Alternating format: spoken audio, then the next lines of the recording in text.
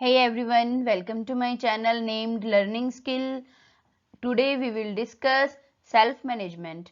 Self-management means how we groom our personality. हमें अपने ऊपर कंट्रोल कैसे होना चाहिए, किस तरह से अपनी पर्सनैलिटी को डेवलप करना चाहिए. इसके लिए कुछ एक चीज़ नहीं है, बहुत सारी चीज़ें होती हैं, जैसे कि हमारे मैनर्स कैसे होने चाहिए, हमारी हैबिट्स कैसी होनी चाहिए, हमारी डीड्स मतलब जो हम काम करते हैं हम उसके लिए कितने कमिटेड हैं, इंटेंशंस हमारी इंटेंशन कितनी स्ट्रॉन्ग है किसी काम को करने की, नॉलेज हमारी नॉलेज कितनी है और हम कितना ज़्यादा इच्छुक हैं और ज़्यादा नॉलेज को गेन करने के लिए. तो ये सब मिलकर क्या बनाते हैं? Self management. So let's start. Self management. Self management basically कोई एक क्वालिटी नहीं है. सेल्फ मैनेजमेंट अपनी पर्सनालिटी के अंदर अपने आप को मैनेज करने के लिए, कंट्रोल करने के लिए बहुत सारी चीज़ें होती हैं, जैसे कि हमारे अंदर सेल्फ कॉन्फिडेंस होना चाहिए. सबसे इम्पोर्टेंट, हमारे अंदर अगर सेल्फ कॉन्फिडेंस होगा तो कई बार अगर हमने अपनी गलती भी कुछ की है तो हम उसको एक्सेप्ट कर लेंगे. नेक्स्ट है स्ट्रेस मैनेजमेंट. हमारे नेचुरली अगर हम पढ़ाई लिखाई कर रहे हैं तो हमारे ऊपर स्ट्रेस तो आएगा ही, या जॉब कर रहे हैं तो भी आएगा, तो उसको किस तरह से मैनेज करना चाहिए. इंडिपेंडेंट वर्किंग हमारे अंदर है या नहीं है. टीम प्लेयर, हम एक टीम में काम करना जानते हैं या नहीं जानते हैं, और अच्छे से करते हैं या नहीं करते हैं. टाइम मैनेजमेंट मतलब हमें किसी भी काम को करने के लिए टाइम को मैनेज करना आता है क्या. Self motivation. सेल्फ मोटिवेशन का मतलब होता है अगर मुझे कुछ काम मिला है और मुझे दूसरों को बूस्ट मुझे करना पड़े तो वो सेल्फ मोटिवेशन नहीं है. आप खुद अपने काम को इतना प्यार करो कि किसी को कहना ना पड़े आपको काम को करने के लिए. नेक्स्ट है पर्सनैलिटी मैनेजमेंट. पर्सनैलिटी मैनेजमेंट में बहुत सारी बातें आती हैं, जैसे कि आपका ड्रेसिंग सेंस, आपकी बॉडी लैंग्वेज, आपकी कम्युनिकेशन. तो ये सब मिलकर क्या बनते हैं? सेल्फ मैनेजमेंट बनते हैं. So let's start and detail. We will discuss all these points in detail also. सबसे पहले जैसे मैंने आपको बताया सबसे इम्पोर्टेंट चीज जो है वो है सेल्फ कॉन्फिडेंस. हमारे अंदर कॉन्फिडेंस होना चाहिए. जो कॉन्फिडेंस है मैंने अभी बताया था, जैसे कि अगर आप कुछ गलती भी करते हो तो भी वो गलती को एक्सेप्ट करने की हिम्मत आपके अंदर होनी चाहिए. और अगर आप कुछ नया काम करते हो तो आपको वो नया काम करने की हिम्मत होनी चाहिए, कुछ नया सीखने की इच्छा होनी चाहिए. ये सब सेल्फ कॉन्फिडेंस में आते हैं.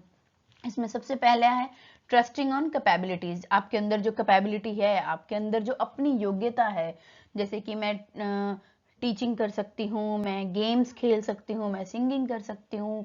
तो अगर आपको लगे कि आप सिंगिंग कर सकते हो तो सच में आपको कोई सिंगिंग के लिए बोले और वहां जाकर आप नर्वस हो जाओ तो वो सेल्फ कॉन्फिडेंस नहीं है. पोटेंशियल होना चाहिए. Potential to achieve the necessary goals. मतलब जो भी आपने अपने जीवन का उद्देश्य बनाया है उस उद्देश्य को पूरा करने के लिए आपके अंदर पोटेंशियल, इच्छा होनी चाहिए. ये नहीं कि जैसे अगर आप पढ़ाई कर रहे हो तो पढ़ाई करते करते अचानक से थोड़े दिनों तक मस्ती में घूमने लग गए, फ्रेंड्स आ गए तो बातें करने, आपने एक टाइम टेबल बनाया था उसको इमीडिएट तोड़ दिया. जॉब कर रहे हो तो वहां से आप ईमानदारी से या बहुत ज़्यादा दिल से काम नहीं कर रहे हो, ऐसा नहीं होना चाहिए. आपको अपना गोल भी फिक्स होना चाहिए और उस गोल के लिए आप हार्ड वर्किंग भी होने चाहिए. Accept challenge. अगर कोई नया काम आता है, कोई मुश्किल काम आता है तो उसको एक्सेप्ट करने की हिम्मत आपके अंदर होनी चाहिए. Leading a happy life. सबसे इंपॉर्टेंट चीज. आप जितना मर्जी कॉन्फिडेंस क्रिएट कर लो, लेकिन अगर आप हैप्पी नहीं हो, आप स्ट्रेस में रहते हो, तो आप अपने आप को मैनेज नहीं कर पाओगे. अपने कॉन्फिडेंस को भी इनफैक्ट एक टाइम ऐसा आएगा आपका कॉन्फिडेंस कम होता जाएगा. Initiating a new activity. ये सबसे अच्छी चीज होती है.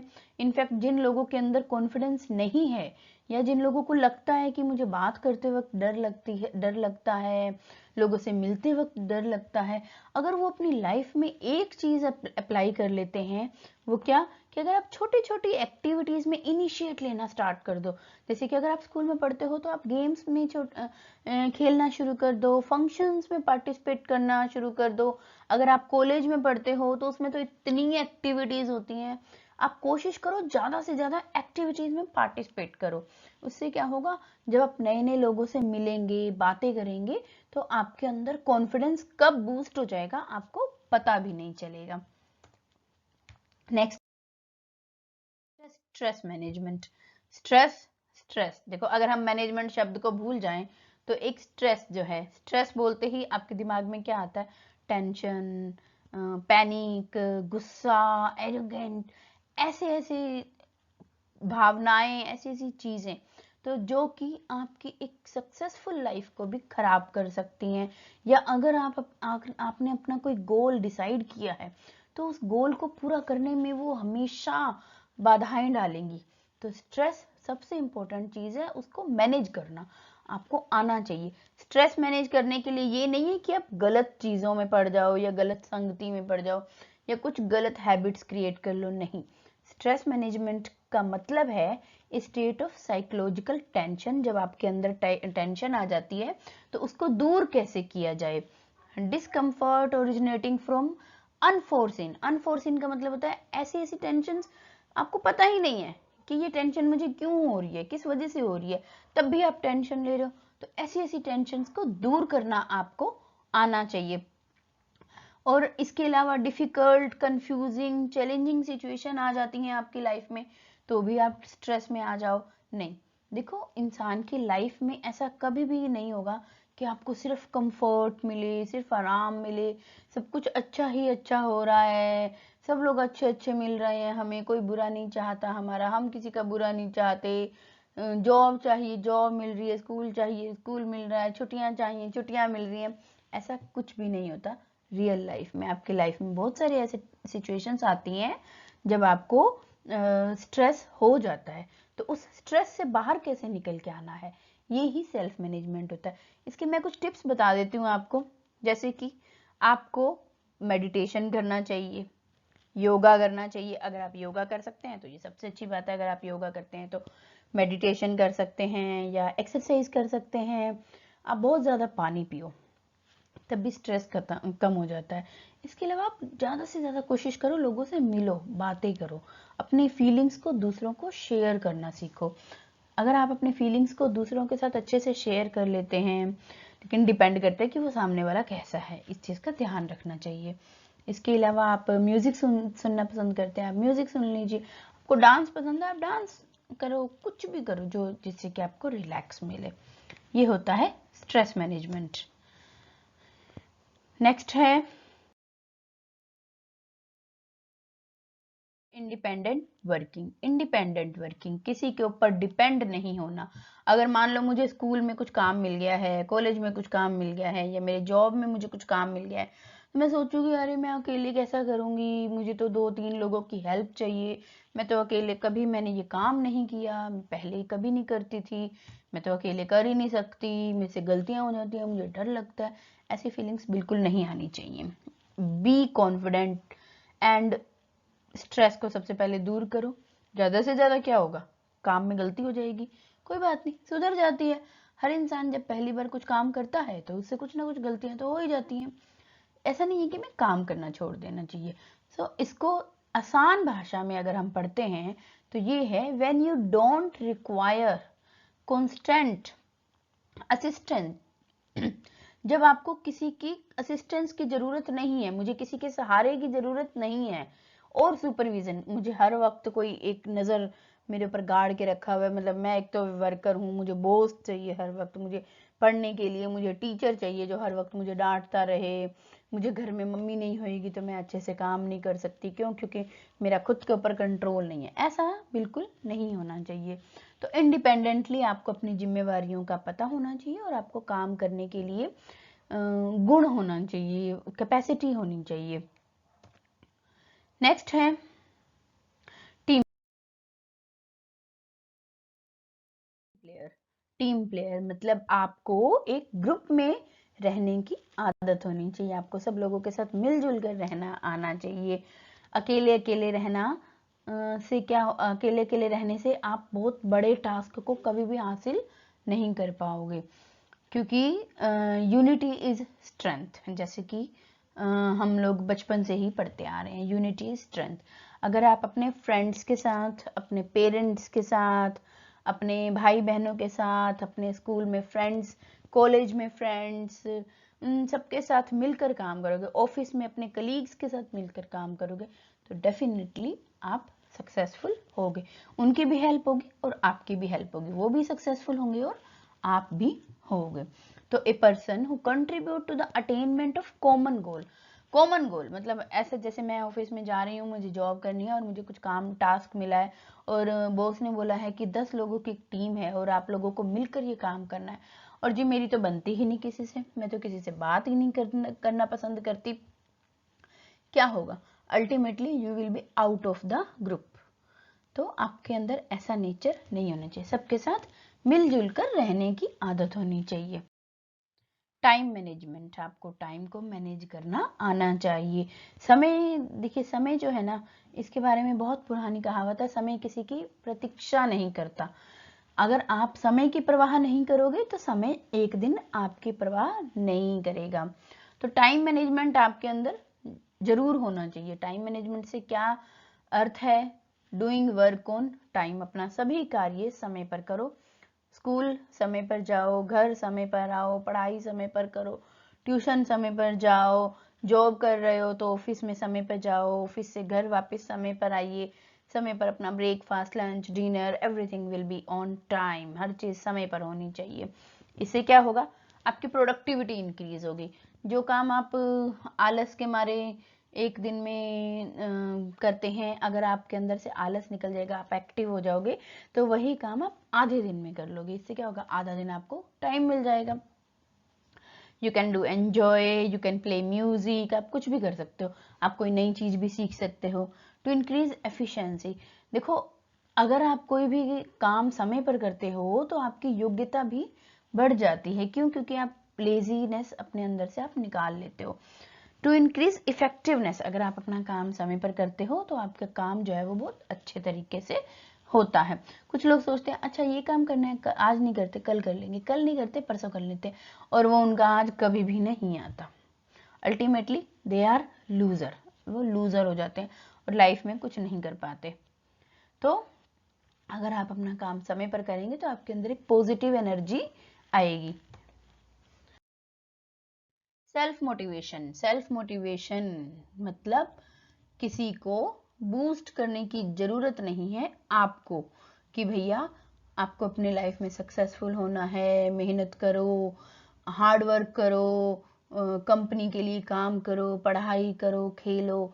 नहीं, मेरा गोल है, मेरा लक्ष्य है, तो मुझे सक्सेसफुल होना है। अगर मुझे ये चीज पता है तो मुझे बाहर वाला कोई मोटिवेट नहीं कर सकता।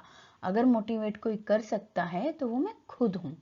तो motivation is a driving force responsible to do something, जो आपको हर वक्त किसी न किसी काम को करने के लिए प्रेरित करती है। जैसे मुझे YouTube पर वीडियोस बनाना बहुत पसंद है, ये मेरा फेवरेट काम है, और ऑफ कोर्स मैं टीचिंग कर रही हूँ फ्रॉम लास्ट 18 ईयर्स हो गए मुझे टीचिंग करते हुए। तो टीचिंग करने से मुझे मतलब एक अजीब सी खुशी मिलती है ऑनेस्टली। मैं टीचिंग करने को एक एंजॉय की तरह लेती हूँ, ना कि एक काम करना है। मेरे लिए ये काम बिल्कुल भी नहीं है, ये मेरे लिए एक जस्ट लाइक ए फन है, एंजॉयमेंट है, मुझे अच्छा लगता है टीच करना, यूट्यूब पर वीडियोस बनाना। तो मुझे किसी को मुझे कहने की जरूरत ही नहीं है कि भैया वीडियोस बना दो, नहीं, मैं खुद, मुझे लगता है कि यार मैं अभी तो मैं इतनी बिजी हूँ कि मैं कोशिश करती हूँ रोज वीडियोस बनाऊं, लेकिन मैं नहीं बना पाती हूँ। तो मुझे लगता रहता है जल्दी से जल्दी वीडियोस बनाओ, लोगों से बात करो, इससे मुझे इंटरेक्शन करने को मिल जाता है आप लोगों से, तो मुझे बहुत अच्छा लगता है। तो अगर आप भी कुछ ऐसा काम करो जिसके लिए कि आपको करने में मजा आए, तो आपको किसी के मोटिवेशन की जरूरत नहीं है।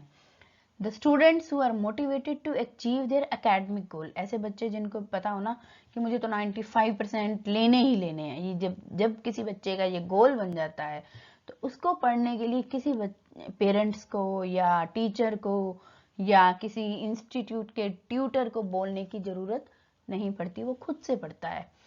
तो इससे क्या होता है, वो अपने लिए भी बेस्ट फ्यूचर बना लेता है और दूसरों के लिए, जो उसकी फैमिली है उसके लिए भी वो अच्छा कर पाते हैं। पर्सनैलिटी मैनेजमेंट, अपनी पर्सनैलिटी को भी मैनेज करना आपको आना चाहिए। ऐसा नहीं है कि आपके अंदर नॉलेज ही नॉलेज है, बहुत सारी नॉलेज है, लेकिन आपकी पर्सनैलिटी अट्रैक्टिव नहीं है, आपके अंदर कॉन्फिडेंस नहीं है बात करने का, आपका बॉडी लैंग्वेज गलत है, आपको खड़े होने की सेंस नहीं है, बैठने की सेंस नहीं है, तो ये इस पर भी आपको काम करना पड़ेगा। तो पर्सनैलिटी मैनेजमेंट में सबसे पहले हम क्या कहेंगे, नंबर 1 जनरल नीटनेस, आपकी बॉडी बिल्कुल क्लीन होनी चाहिए, नेल्स कटे हुए होने चाहिए, क्लीन एंड सुंदर कपड़े, साफ सुथरे कपड़े पहनो, बालों को वॉश करो, एंड आपकी बॉडी की अंदर नीटनेस फील होनी चाहिए, मतलब एक फ्रेशनेस होनी चाहिए, इससे आप खुद भी मोटिवेट रहेंगे। ग्रूमिंग होनी चाहिए, हेयर स्टाइल, जैसे देखते हैं आजकल बच्चे जो हेयर स्टाइल कराते हैं, ऐसा नहीं है कि आप परवाह ही ना करो, आपके बाल बहुत बड़े बड़े हो रहे हैं, स्पेशली बॉयज़ की अगर मैं बात करूं, परवाह ही ना करो, बाल बड़े हो रहे हैं, दाढ़ी बड़ी हो रही है, या नेल्स बड़े बड़े हो रहे हैं और तुम कुछ ध्यान ही नहीं दे पा रहे हो, उसके बाद कह रहे हो कि लोग मुझे पसंद क्यों नहीं करते हैं। आपको अपनी पर्सनैलिटी पर भी थोड़ा काम करना पड़ेगा। नेक्स्ट है अप्रोप्रिएट ड्रेसिंग। ड्रेसिंग अप्रोप्रिएट का यहाँ पर ये मतलब नहीं है कि आप महंगे महंगे कपड़े पहनो, नहीं, इसका मतलब ये है कि आप चाहे सिंपल सादे कपड़े भी पहनो, लेकिन वो कपड़े धुले हुए होने चाहिए, साफ सुथरे होने चाहिए और आपके वर्क प्रोफाइल के हिसाब से होने चाहिए। जैसे कि अगर आप स्कूल में जा रहे हो तो आपको यूनिफॉर्म में जाना है, अगर आप ऑफिस में जा रहे हो तो आपके ऑफिस में जो भी यूनिफॉर्म है या जो भी ड्रेस कोड आपको मिला है, आपको उसी ड्रेस कोड के हिसाब से ड्रेस पहननी है, हेयर कट कराना है, everything should be according to the office profile जो भी आपका होगा। नेक्स्ट है verbal and non verbal communication, जब आप करते हो ना तो इस चीज में आपको स्पेशली ज्यादा ध्यान देना चाहिए। जब भी आप बात करो सामने वाले की आईज में आईज मतलब आई कांटेक्ट होना चाहिए, ऐसा नहीं है कि आप बात कर रहे हो और सामने वाला कहीं और ही देख रहा है, तो कितना बुरा इंप्रेशन पड़ता है। तो जब आप बात करो सामने वाले की आईज में कोशिश करो इक्वल उसके फेस की तरफ देख कर ही बात करो, और अपने हैंड्स जो आपके एक्सप्रेशन हैं उसको प्रॉपर रखो। इनफैक्ट मैंने एक वीडियो बनाई है इंटरव्यूज के लिए, उसमें डूज एंड डोंट्स की एक वीडियो बनाई है मैंने, मैं उसका लिंक दे दूंगी आपको डिस्क्रिप्शन में, अगर आप वो देखते हैं तो उसमें मैंने पूरा डिटेल में दिया है कि आपको इंटरव्यू देते वक्त कैसे बैठना चाहिए। तो वो हम ये कह सकते हैं कि ऑफिस में भी आपको वैसे ही कुछ फॉलो करते रहना चाहिए, आप देख सकते हैं उसको। इसके अलावा वर्बल और नॉन वर्बल कम्युनिकेशन क्या होती हैं, अगर आपने इसको डिटेल में देखना है तो उसके भी एक वीडियो मैंने बनाई हुई है, उसका लिंक भी मैं आपको डिस्क्रिप्शन में दे दूंगी। Above all components of good personality, ये सब चीजें मिलकर आपकी एक बहुत ही अच्छी पर्सनैलिटी बनाएंगी। सो आपको सेल्फ मैनेजमेंट की जितने भी इम्पोर्टेंट चीजें थी, जो पार्ट्स थे, वो सब मैंने आपको डिस्कस कर दिए हैं। आप बेशक से एक बार इन सबको दोबारा से रिवाइज कर लीजिए and try to follow them. So thank you for watching my video. Please like, share and subscribe my channel so that I will also be motivated with you, with your comments, with your likings. Thank you.